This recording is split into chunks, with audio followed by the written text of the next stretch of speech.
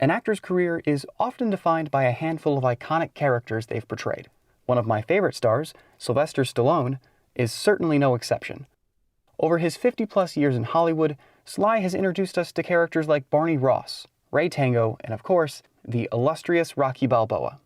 For me, though, there was one Stallone persona I never thought to indulge simply because I didn't think his films had anything to offer me. It's due to this misconception that I was ambushed by the amount of depth and emotion that I found in the story of John Rambo. Hi, I'm Noah Zahradnik, and this week on Real Talk, we're going to explore how not to judge a franchise by its films. And now, our feature presentation. Heads up, y'all. We're diving into politics and political commentary related to the Vietnam War this week, so if you need to duck out, I totally understand. So with that established, let's continue. If you ask anybody who's paid attention to pop culture in the last 40 years who John Rambo is, you'd likely get an acute array of answers. I'd venture to say that most people would describe him as some sweaty beefcake with a messy haircut, wielding either a bow and arrow or a belt-fed machine gun. Now, be honest, was I far off? This is the headspace that Stallone's classic hero occupied in my mind for the longest time. He's just a guy put there to bring about destruction. His films are focused solely on cramming as many explosions and dead bodies as possible into a 90-minute runtime. By this point, he's practically a punchline. How was that? Not bad. Not bad for a girl. Hey, that was pretty good for Rambo. Yeah, pretty cut and dry if you ask me. And then in September, The Atlantic reported that President Trump allegedly, I'm a journalist, I wasn't there, I didn't hear it, so I have to say allegedly, but allegedly, President Trump called the American soldiers who had fallen in battle losers and suckers. Now this story made me, as well as many, many others, uproariously upset. During the backlash to this story breaking, I stumbled upon a thread of tweets talking about the Rambo franchise. The original poster argued that Trump's comments recontextualized the political commentary in the first Rambo film, 1982's First Blood. This shook me for a loop. Political commentary in Rambo movies? Like shooty shooty, bang bang. The worst nightmare. Rambo movies? Frankly, I was baffled, so I had to dig deeper and see for myself. Not long after, I managed to get my hands on a copy. So let's take a look at it. The opening of First Blood has John Rambo wandering along the shoulder of a highway. He's clad in a green army jacket and carries a sleeping bag over his shoulder, implying that he's homeless. Before long, he arrives in the town of Hope, Washington, where he's picked up at the city limits by the sheriff, a man named Will Teasel. Teasel gives Rambo the once-over before driving him all the way to the other side of the city. You got someplace I can eat around here? There's a diner about 30 miles up the highway. Is there any law against me getting something here? Yeah, me. We don't want guys like you in this town. Once he's alone, Rambo heads back into Hope, where he's quickly picked up and arrested by Teasel. He's taken to the police station, where the various officers there take their liberties while booking him. The abuse and torment that Rambo experiences in police custody triggers his PTSD from the time he spent as a POW. He manages to break loose and fights his way out of the station. Note, without killing anyone. Rambo flees into the forest surrounding Hope, and Teasel spares no expense hyping up a manhunt. The sheriff calls in every available officer on duty, orders for helicopters to patrol the area, and even winds up bringing in National Guard reserve troops. Rambo has a confrontation with a pair of officers in a helicopter, and one ends up falling to his death. As a result, John attempts to negotiate a truce. There's one man dead! It's not my fault! I don't want any more hurt! Freeze! Teasel denies his request, placing the officer's death on Rambo's shoulders. Rambo is then forced to retreat further into the woodlands. He builds various traps around the forest and uses them to incapacitate Teasel's pursuing deputies, before finally confronting Teasel himself. I could have killed them all. I could have killed you.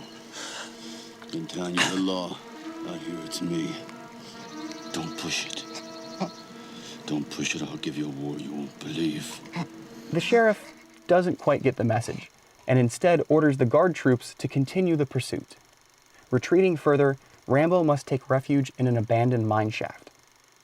Catching wind of the manhunt, Washington, D.C. sends out Colonel Troutman, Rambo's commanding officer in Vietnam. I didn't come here to rescue Rambo from you. I came here to rescue you from him. You don't seem to want to accept the fact that you're dealing with an expert in guerrilla warfare. In Vietnam, his job was to dispose of enemy personnel. To kill. Period. Sheriff Teasel blows him off and completely ignores the warning. Not long after, the troops report they found Rambo and have him cornered in the mine. Teasel wants Rambo to be taken alive. But acting against orders, the troops fire a rocket launcher down the shaft. The explosion collapses the tunnel, and while the troops celebrate, Teasel and Troutman arrive to examine the debris. This leads to a truly chilling exchange between the two men. That's gonna look real good on his gravestone at Arlington. Here lies John Rambo, winner of the Congressional Medal of Honor, killed for vagrancy in Jerkwater, USA. You think Rambo was the only guy who had a tough time in Vietnam? Now, commit this to memory. It's going to be important later. So, of course, Rambo is still alive. As John makes his way out of the mine shaft, we see the sheriff return to the police station. It's important to note that in the background of his office, we can see Teasel has a shadow box with a purple heart on display. This set detail implies not only has Teasel also served his country, but that he was injured and likely honorably discharged from service. Moments after returning, the sheriff is informed that Rambo is still alive and headed back into town. Once he arrives in Hope, Rambo doesn't waste any time before getting down to business. To John, this is war, but yet he doesn't have the stomach for bloodshed. That's right, excluding the officer's accident with the helicopter, Rambo has not taken a single life through this entire film. Upon returning to Hope, his only offense is an explosive level of property damage. After his rampage around town, Rambo finally finds Teasel hiding out on the roof of the police station. He confronts the sheriff, and their scuffle ends with Teasel falling through the skylight and into the building. Rambo has him cornered, but Troutman appears and confronts his soldier. The colonel tries to calm John down and convince him that the war is over, prompting Stallone's infamous speech. It's over! Nothing is over! Nothing! You just don't turn it off! Rambo explains how, despite being traumatized by what he's seen and what he's done, he doesn't want Vietnam to end. As a soldier, he was granted respect by those around him, but such courtesy is not shared by the citizens of his country. In all honesty, I cannot effectively verbalize how heartbreaking this scene truly is. It is a tour de force on Stallone's part. Everything else aside, the film is worth a watch for this scene alone. Leaving Teasel behind, Rambo is persuaded to give himself over to the police, and the film ends on a freeze frame of John in handcuffs, being escorted to a police cruiser. First Blood put a knot in my stomach that I could not get out for at least a week. Despite Sly's gut-wrenching final speech, Sheriff Teasel and his ambiguous past are really what stuck with me afterwards. Teasel appears to be prejudiced against Rambo simply because he's a Vietnam vet, but I'd argue that's incorrect. His dialogue about the war suggests he also served in Vietnam, and the Purple Heart in his office implies he was injured and discharged before the war had ended. I believe Teasel's prejudice against Rambo stems not from disapproval, but a lack of empathy and understanding for individual experiences. Teasel was wounded in the line of duty, so it's possible he believes he made a very serious sacrifice for his country, and admittedly, yes, he did. He was shipped home, healed up, and he made a new life for himself as a law enforcement officer. Now, Rambo, on the other hand, being traumatized by his experience overseas, isn't able to let go of the war, and he likely never will be. That's something Teasel cannot respect, because he finds it impossible for Rambo to have suffered more than he ever did. In a way, he subscribes to the mentality of, I've moved on. Why can't you? I truly believe this embodies the moral of the film. You cannot judge others informed purely by your individualized experiences. Everybody has different background knowledge. Everybody has seen different things. So we're all approaching the world through a different lens. Now, obviously, a message like this fits snugly alongside President Trump's alleged comments. His prejudice towards our fallen service members likely stems from a lack of empathy and understanding of the sacrifices of war. However, in a weird way, it also applies to myself as well. I mistakenly assumed that First Blood, being a Rambo film, had nothing to offer me as a viewer. I've seen other action movies, and I knew about the franchise's reputation. I thought there was nothing to gain from the experience of watching this film, and it turns out I was woefully incorrect. My ignorance towards Rambo is no different than Teasel's, and it makes me no better than the sheriff himself.